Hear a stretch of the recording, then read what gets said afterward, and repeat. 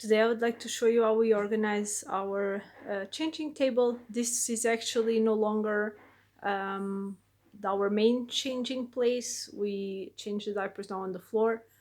I have another video on that. This is where we used to do it until our baby was about 8 months, because then it started getting very dangerous because he was really very fussy when we were changing him, and it started getting really dangerous to change him here on such a height. So we started changing him on the floor. But this was how we changed him until he was about, as I said, 8 months. And this is still where we dress him after he bathes, because this is where we have also here this heater for babies. So I'm going to this table, this changing table is actually can turn into a normal a normal dressing table.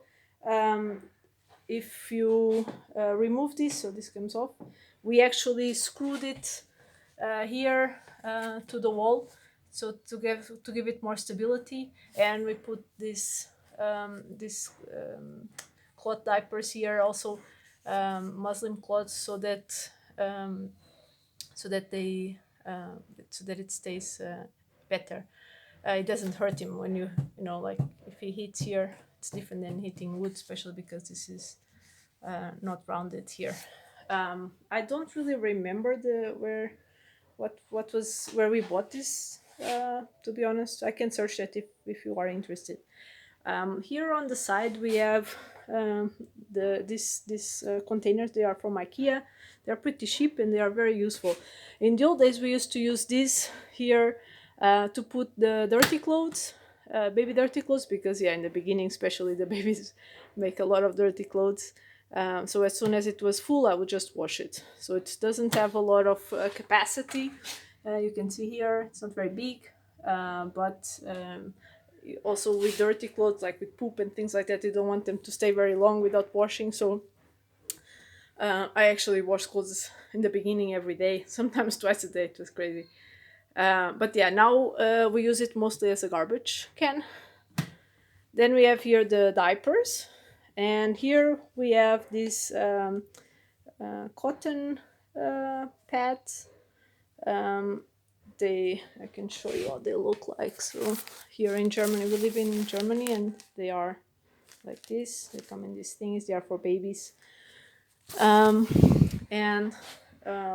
the reason we have this is because we actually, until it was about 8 months, we never used wipes. We only used actually water and these cotton things. So we have warm water always in this thermos that I used to fill it out every morning with warm water, and it used to last me the whole day. Now I kind of just like fill it out at every few days, and then it lasts me a few days, because we only use this table more for um, for dressing him after the bath, and also sometimes occasionally I use it to clean his face or something. So it's not very often. This container here we used to put the water, so theoretically, so that's, I don't know if you can imagine, you get the cotton wipe, you do like this, right? The water has to go somewhere, so it goes here. When it's full we empty it. It's pretty cool because it manages to get the same amount of water that is inside the thermos. So when you need to fill out the thermos, you also change, like empty and wash this. So it's very practical. Then here I have this. There's this lamp. This is a LED lamp, one of those reading lamps. We put it here with this, so it goes around and goes back. Nowadays the baby is he's always trying to take it out. It's already coming up. See, we use this double-sided tape to put it. But in the beginning it was perfect. The baby could not even reach it. This is pretty wide, as you can see. Then we have here the wipes, because we always dry him after we clean him. So we first use this water, the water soaked cotton, and then we use tissue to make him dry. And here in the back we have this is from a German brand called Rier, and it's a thermometer and humidifier, and this turns red if it's too hot for a baby to sleep, because this is in our bedroom where our baby sleeps, or if it's um, too moist or too dry. But I can tell it's not really worth buying because it's very crappy, so it doesn't really work very well. Um, until our baby was about 9 months, I never used any cream with him. I only used coconut oil. I used to have a coconut oil can here also that I used to always. So what I used to do was I would grab a cotton swab. I would swap it inside the coconut oil to get some oil, and then I would put water on it. So it would be water with coconut oil, and that's how I cleaned him. But since he's about 9 months, I started putting some oil, some cream on his face. This is a German brand, and this is actually edible. So this is also the brand that I use for his bath, and it's also edible, the one from the bath.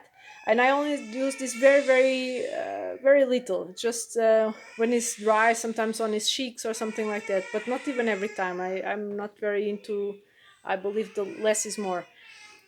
Then here is where we keep the things, the like the yeah, because we always put here one of these disposable um, changing wipes, changing I don't know how to say this in English, changing, yeah, mats, yeah. And we have more here. Then we also have the water wipes, because currently we use water wipes because it's easier, and whatever we need more. And here are all the things that we don't really need all the time. It's just some things that we need sometimes. And yeah, it's just our storage room. And here is where we keep the diapers and things that we need more often.